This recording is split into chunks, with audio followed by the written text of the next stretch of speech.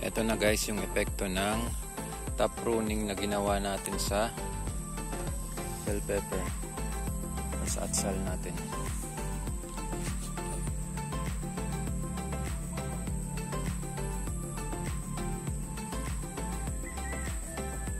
So far maraming bunga.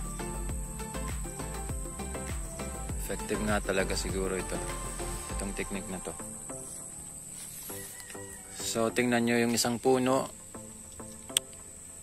nag-branch out halos 4 siguro, 1, 2, 3, ano pa dito, 4 maliit. Tapos kada sanga nag-branch out uli.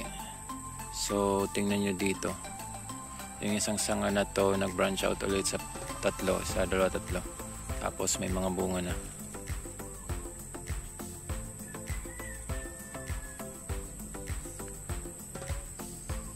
Madaming sanga, madaming bunga. I-compare natin dito sa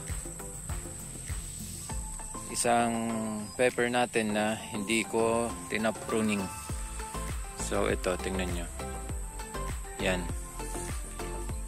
So isang main branch, tapos dito nagsanga siya. 2 lang compared sa nag-top pruning tayo.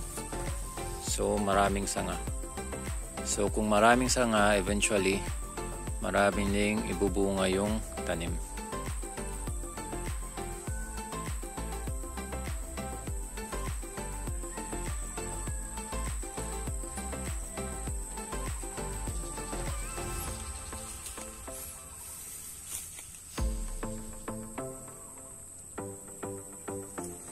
Ito,